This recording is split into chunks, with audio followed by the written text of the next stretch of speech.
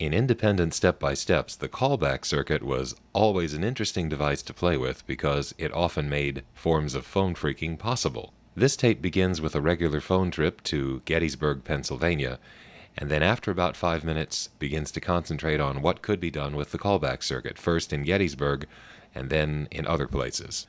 So let's start with the recording made in Gettysburg, Pennsylvania in August 1976. This was a part of Dave and my phone trip at the time. This office, along with New Oxford, Pennsylvania, where we stopped in next, has semi-DTF, semi-dial tone first. That means you pick up the phone, you get a dial tone, but then you have to deposit a dime before you can actually dial anything. Getting a dial tone first only tells you that there is a phone line that has a dial tone. You can't dial operator or emergency. Every office called on this tape is STEP, and STEP includes Stromberg XY, which some of these may be.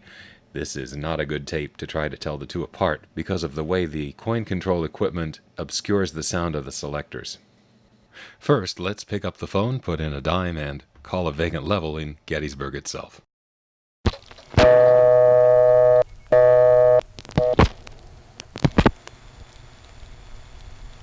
I'm sorry, we are unable to complete your call as dialed. Please check the number and dial again or ask your operator for assistance. This is a recording. 717-334. I'm sorry, we are unable to complete your call as dialed. Please check the number and dial again or... Code here for directory assistance. It's 23. Now I'll dial it.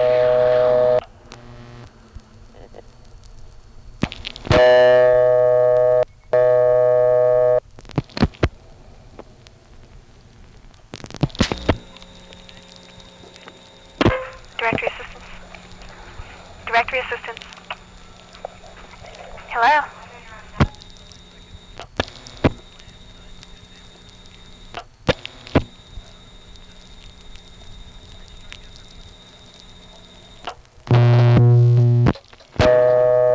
It's one heck of a noisy coin return there. 2-3 is directory assistance. Looks like 2-4 is repair. Here's a call to that.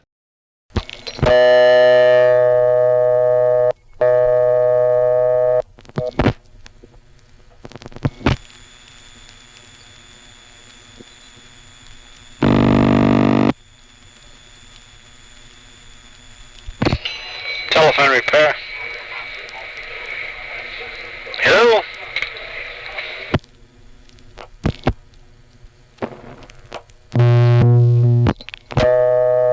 There are a couple of offices in the local calling area.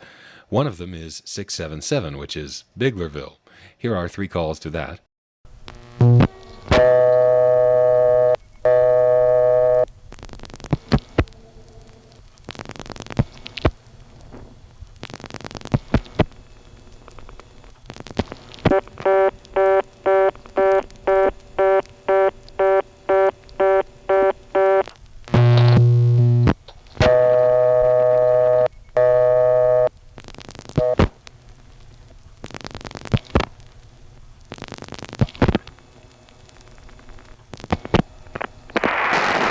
We're sorry, the number you have reached is not in service at this time. If you need assistance, please hang up and dial your operator.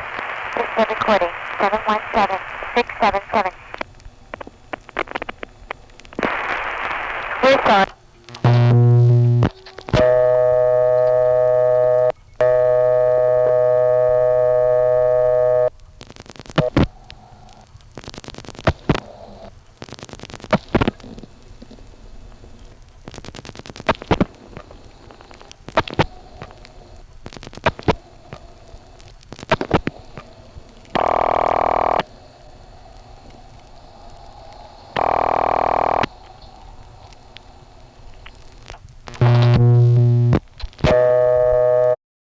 Fairfield is another place that's local.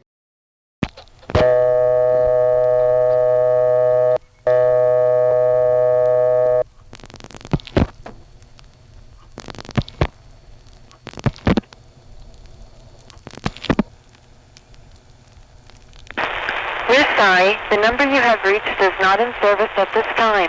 If you need assistance, please hang up and dial your operator. This is a recording, 717-642.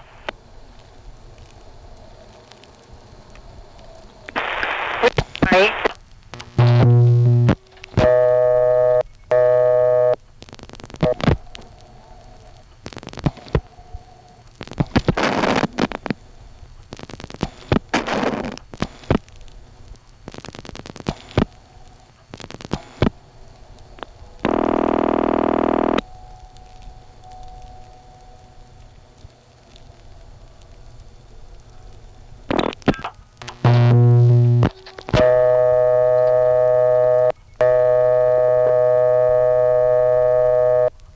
Got an answer there. It seems like it did not collect my dime from listening to the tape. Sounds like I'm reaching right into the coin slot and pulling the dime out again. So maybe there was a little supervision grace. I know the NX1 in New Oxford had no supervision grace at all for local calls, so if anything went off hook, you lost your dime right away. Now, to address the problem of possibly losing the dime, I decided to employ the callback circuit. The code here is 20, and the normal way for using it is to dial 20 followed by the telephone number of the person on your party line that you want to call. Now, when you dial 20, you're connected to the callback circuit and to a fresh originating switching train. It doesn't give you a dial tone, but you can dial intra-office calls into that switching train. As you dial the 7-digit number, the call proceeds normally until you get to the last digit, which the callback circuit stores rather than repeating. It then puts on a busy signal tone telling you to hang up. Here's what it sounds like to dial the callback code plus your own number and get the busy signal.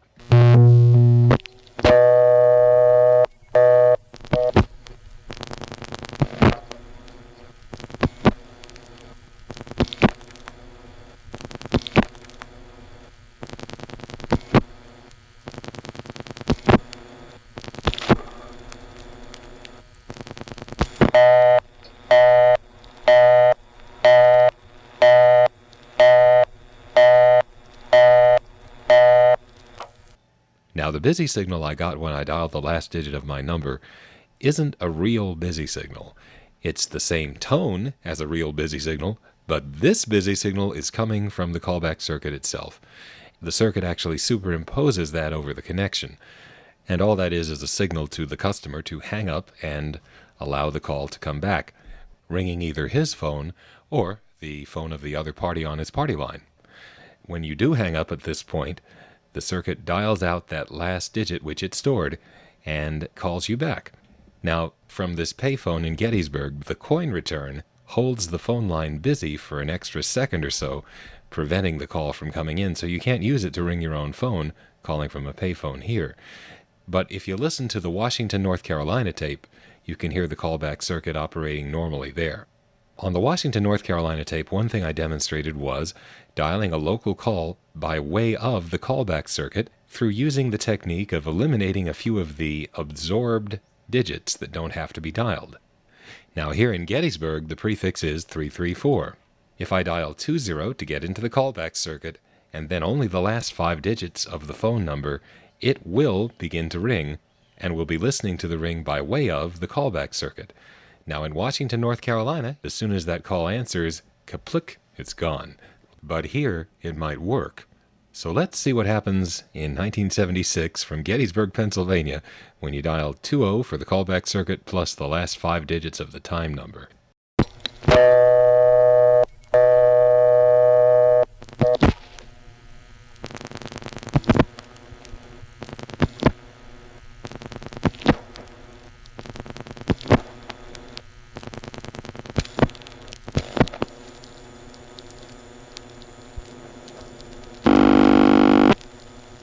The Gettysburg National Bank is as near as your mailbox, and it saves you time.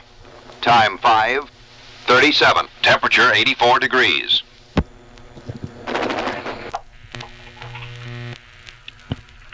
The time announcer is Don Elliott, one of the voices of Autocron. This is radio station WWB, Fort Collins, Colorado. There he is in the 1970s on the government time station. Let's replay the end of that last call, especially listening to the sound the tape captured as I hung up the phone at the end. The Gettysburg National Bank is as near as your mailbox, and it saves you time. Time 5:37. Temperature 84 degrees.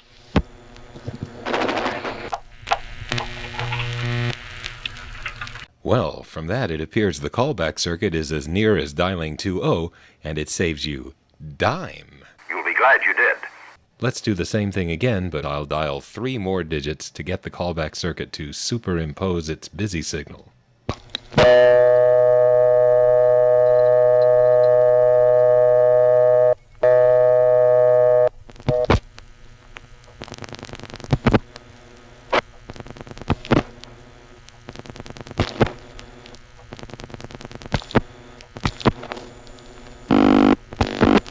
The Gettysburg National Bank is as near as your mailbox, and it saves you time.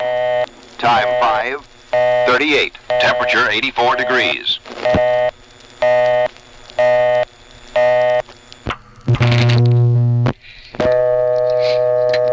Finally, here's a local call through the callback circuit. Again, I'll dial the code for the callback, 20, the last 4 digits of the number, and then once the conversation begins, I'll dial more digits to get it to superimpose the busy.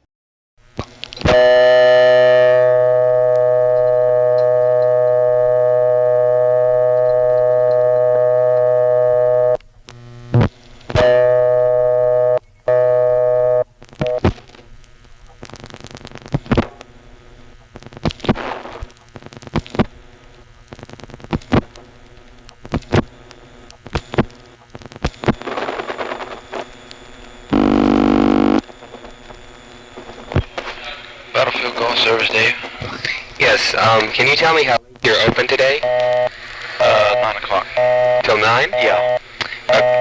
Was that 9 you said? 9. Yeah, okay, thank you very much. Bye-bye.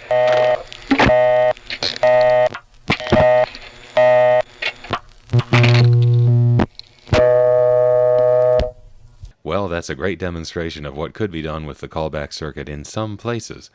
By contrast, Carolina Telephone in eastern North Carolina made callback circuits immune from that sort of abuse, but there were still some places where you could use it to get through to the toll trunk.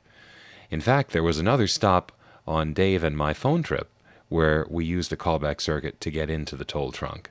This is kind of a unique way to make a call. Let me get the Luray, Virginia tape, and this is very brief. Basically, what happens here is that we pick up the phone and dial a 2-digit code to get into the callback circuit.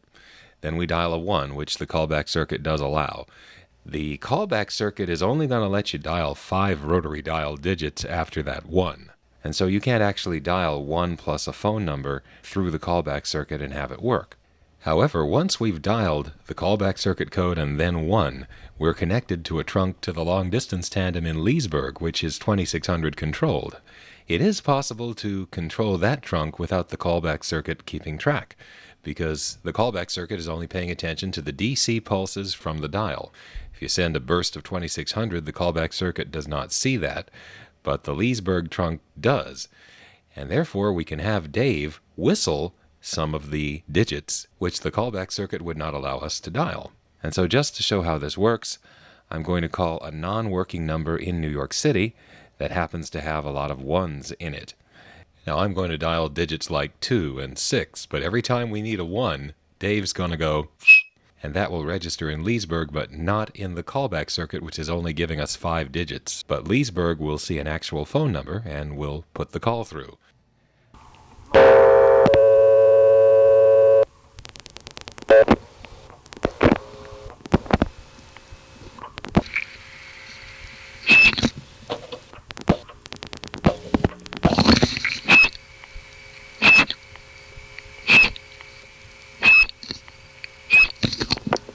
Your number, please? 743 5039. Thank you.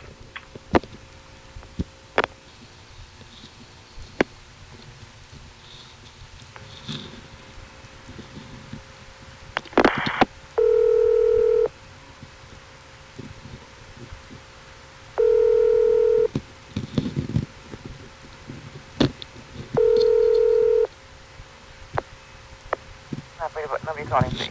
Hello, operator, is this, what city have I reached? Pardon me? What city have I reached? New York City. New York City? You can't call New York City from a payphone in Luray, Virginia in 1976. Well, of course we could. However, this technique by itself we didn't consider useful for completing actual normal phone calls, because while it was fine for calling an intercept operator in New York or some other call that would have been free anyway, to dial a regular number this way and have it answer would have created a toll record billing it to somebody. And that was a phone freak no-no, at least in the original group. It caused problems at the phone company, and then security had to investigate it, and experience actually showed that people like Tom Duffy were more upset at the freaks who were causing him trouble like that than the ones who were making free calls in ways that didn't leave traces. So using this technique alone for anything other than experimental non-completed calls was out. However, you could use this technique if you wanted to call the New York AIS, another non-completing call that would be free anyway, and superimpose a busy signal from Luray, Virginia on top of it. The number you have reached, AU1, has been changed. Without this technology, AU1,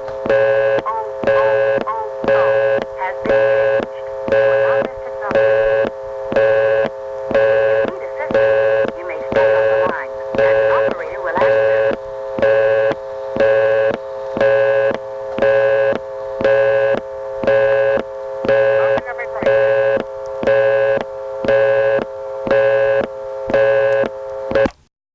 Now here's a brief tape I made in South Hill, Virginia in April 1975.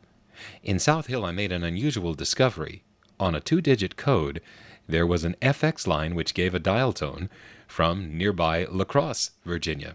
You'll hear 2 dial tones on this tape. The ordinary sounding dial tone is the one from South Hill that we're calling from. The La Crosse dial tone is kind of off frequency, and that's the FX line, which I was able to reset by flashing my hook.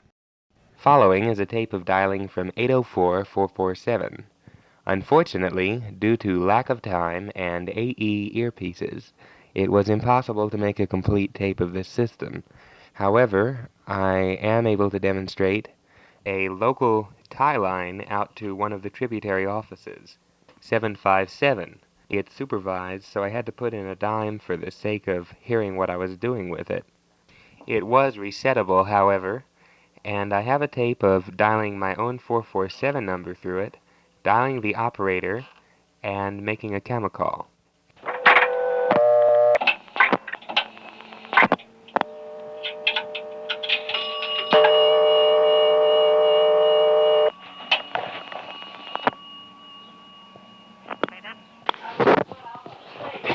Operator, what exchange am I coming in from? 757.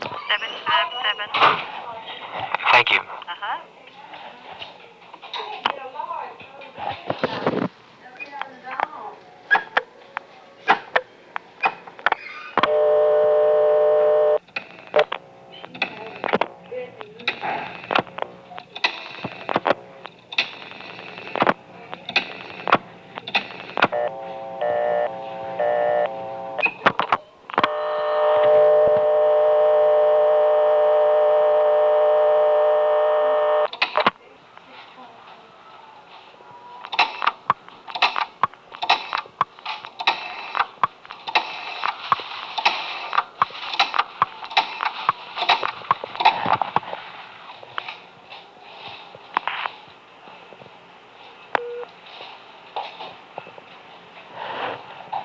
Please. 447-7054. Thank you. Directory system. Directory system.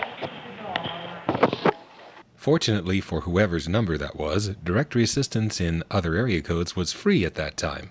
And yes, this had to be recorded with a microphone because the phones in that area were Automatic Electric, that's GTE's manufacturing arm, and those phones didn't produce any electromagnetic leakage for my pickup coil to pick up. Thus, I had to hold a microphone up to the earpiece, Mark Bernet style. Another interesting thing there was that occasionally you can reach the operator through the callback circuit. This, of course, is the independent type of callback circuit that actually calls you back rather than holds you up and rings. So, here's dialing first 0 normally, and note the class of service tone.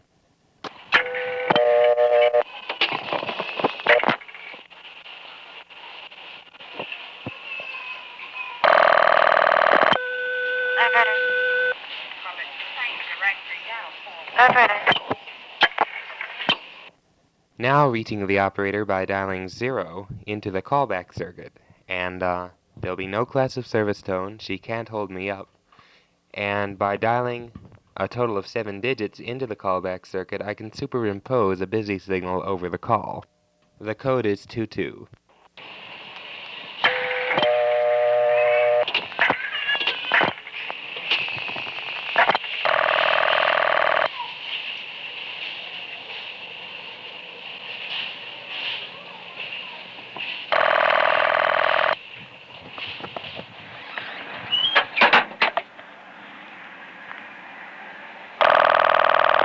Operator. Hello? Yes, can I help you? Just a moment, please. What are you doing, sir? Hello? What are you doing? What were you doing? What's this busy signal on here? Pardon? Are you making a long-distance call?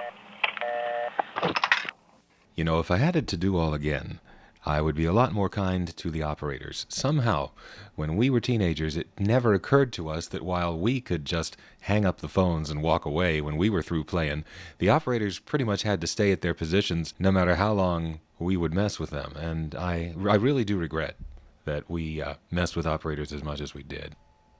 Now, of course, I was trying to think of a funny ending to this presentation where I get my comeuppance for what I just did there back in '75. And I actually could not think of a funny ending, so we'll go with the insipid one, where... Hang on, the power just went out. But I see my UPS has kicked in, so we are good to go. Anyway, as I was... well, now the power has come back on. This is obviously my alarm clock. Are you making a long-distance And call? obviously this is not the least bit funny, so... What were you doing? I'm dying out here, that's what I'm doing. Anyway, thanks for listening. God damn it.